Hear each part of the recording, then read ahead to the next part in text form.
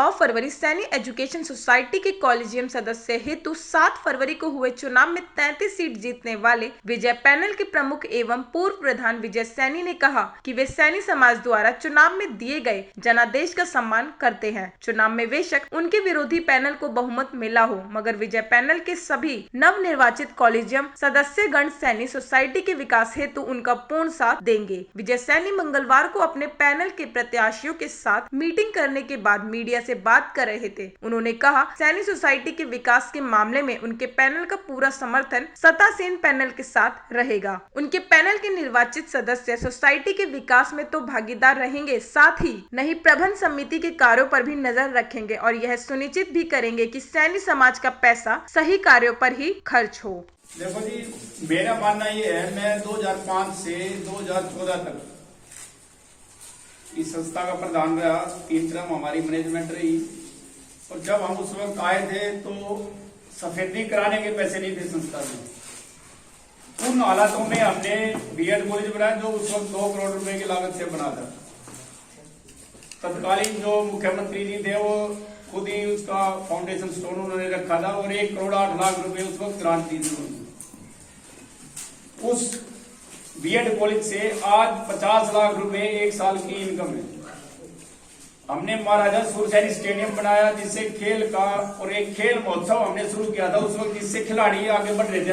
हमारे संस्था में पढ़ने वाले बच्चे रणजी ट्रॉफी खेले उस वक्त। इंडिया की टीम में जिम्नास्टिक की प्लेयर थी एक लड़की, वो इंडिया की टीम में खेली है।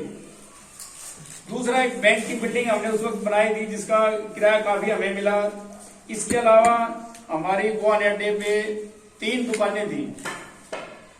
दुकानों का साइज काफी बड़ा था क्योंकि पुराने समय से बनी हुई थी। उनका किराया 300 रुपए भी नहीं था क्योंकि पुराने समय से चली आ रही थी। उनसे हमने बातचीत करके 22 दुकानें 3 मंजिल कॉम्प्लेक्स बनाया था जिसका लाखों रुपए किराया है। अगर उसका हिसाब लगाए तो लगभग 70 या 80 लाख रुपए के करीब हमने 1 साल की संस्था की इनकम बढ़ाई थी। उसके पीछे हमारी सोच यही थी कि अगर हमारी इनकम नहीं बढ़ेगी तो हम कोई वहां काम नहीं कर पाएंगे। ये फिजूल की बात है कहने की, क्योंकि मेरी जेब में अगर 1000 रुपए है तो वो खर्चा 1000 तक ही रहेगा, तो दाल रोटी चलेगी, उससे आगे आप नहीं कुछ कर सकते। तो वो हमारा मैनेजमेंट का एक, मैं समझता हूँ, बहुत ही बड़ा स्टेप था जिससे हम 70-80 लाख रुपए 1 साल इनकम बढ़ाई। दूसरा, जो पिछली मैनेजमेंट थी उनकी, क्योंकि एक विजन इसमें बड़ा काम करता है। जब तक कि गवर्निंग बॉडी के दिमाग में विजन नहीं होगा कि हमने ये प्रोजेक्ट लाना है या ये इंस्टीट्यूट बनाना है, तब तक आप नहीं कुछ कर पाओगे, चाहे आपके पास पैसे भी है। अब जब ये पिछली मैनेजमेंट आई उस वक्त 2 करोड़ रुपए खाते में थे संस्था के में। अब वो क्या किया, वो कहीं ना कहीं किसी बहाने से है ना, यहाँ एक कमरा बना दिया, यहाँ एक बिल्डिंग बना दी, जबकि उस बिल्डिंग का ये नहीं बता पा रहे कि इसका उपयोग क्या है। तो वो जितने पैसे थे वहां खराब कर दिया। अगर उसकी बजाय कोई इंस्टीट्यूट बनता जिससे इनकम और बढ़ती, और जब तक आप इनकम नहीं बढ़ाओगे ना, ये एक फिजूल की बात है। मैं अब कह दूं यहाँ मेडिकल कॉलेज बना हुआ, फलाना बना हुआ, उससे पूछो तो उनको पता ही नहीं बनेगा कैसे। दूसरा, जब तक आपको सरकार की मदद या सरकार से ग्रांट नहीं मिलेगी वो बड़ा मुश्किल काम है। हमारे समय में पहली बार ऐसा हुआ था जो संस्था में मुख्यमंत्री आए और शायद 3 या 4 महीने में, अगर आप पिछला रिकॉर्ड देखो तो 3-4 महीने में कोई ना कोई मंत्री आता रहता था, जिससे संस्था की ग्रेस तो बढ़ी, लेकिन वो हम साथ ही साथ उनसे कुछ ना कुछ ग्रांट लेते रहे। जब वो करोड़ रुपए की हमें ग्रांट मिली, और ये पूरे सैनिक समाज ने माना है दूर दूर तक भी कि उस टाइम में सबसे ज्यादा डेवलपमेंट हुई संस्था में।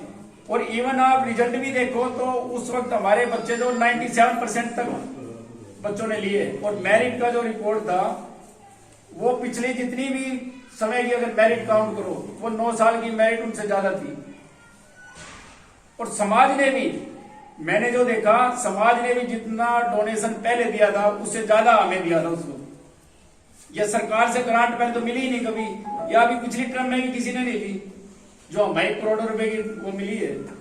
तो ये चीजें ऐसी है, जब तक इन चीजों पे आप ध्यान नहीं दोगे या आपकी कैपेसिटी नहीं है या मतलब आप उस तरह से योग्य नहीं समझ पा रहे या उसको टैकल नहीं कर पा रहे, तो मैं नहीं समझता कोई संस्था या आप जहां भी काम कर रहे हो वो उसको आगे बढ़ाने में आप सफल रहोगे।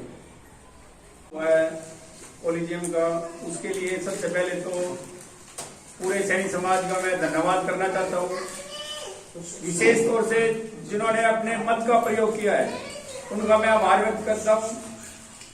दूसरा, जो हमारे समाज ने जो 100 व्यक्ति कॉलेजियम के चुन के भेजे हैं उनको भी मैं मुबारकबाद देता हूँ। और मैं समझता हूँ समाज ने इन 100 व्यक्तियों पर सैनिक समाज, सैनिक संस्था के विकास की जो बड़ी जिम्मेवारी दी है वो इसको बखूबी निभाएंगे। और मेरा तो इसमें यह विचार है कि उनको आगे जो गवर्निंग बॉडी बने उनको यह देख के अपने मत का प्रयोग करना चाहिए या इस तरह की गवर्निंग बॉडी का चुनाव करना चाहिए जो सैनिक संस्था को आगे बढ़ाए और सैनिक समाज का नाम रोशन करे। जहां तक हमारी टीम का सवाल है, हमारा जो प्रोजेक्ट है आपने पता ही होगा, जैसे हमारे पिछले 3 टर्म में हमने बीएड कॉलेज बनाया, महाराजा सूरसैनी स्टेडियम बनाया, लॉ कॉलेज की फाउंडेशन स्टोन हमने रखी थी जिसमें 89 लाख रुपए दीपेंद्र हुड्डा जी ने, जो उस वक्त सांसद थे, वो यहाँ ग्रांट दे के गए थे। तो हम चाहते जो भी गवर्निंग बॉडी बने वो जो ये अधूरे काम है इनको पूरा करे। हर पॉजिटिव काम में हमारा भरपूर समर्थन रहेगा और गवर्निंग बॉडी ने कोई भी गलत काम किया तो उसका हम विरोध भी करेंगे। और हमारी जो पैनल के जितने भी सदस्य हैं वो पूरी तरह समाज के प्रति पूरी तरह समर्पित है और संस्था से उनका विशेष लगाव है और वे हर पॉजिटिव काम में गवर्निंग बॉडी का समर्थन करेंगे। धन्यवाद। रोचक खबरों के लिए यूं ही जुड़े रहें हमारे साथ और हाँ, हमें सब्सक्राइब करना ना भूलें। नीचे दिए बेल आइकन को जरूर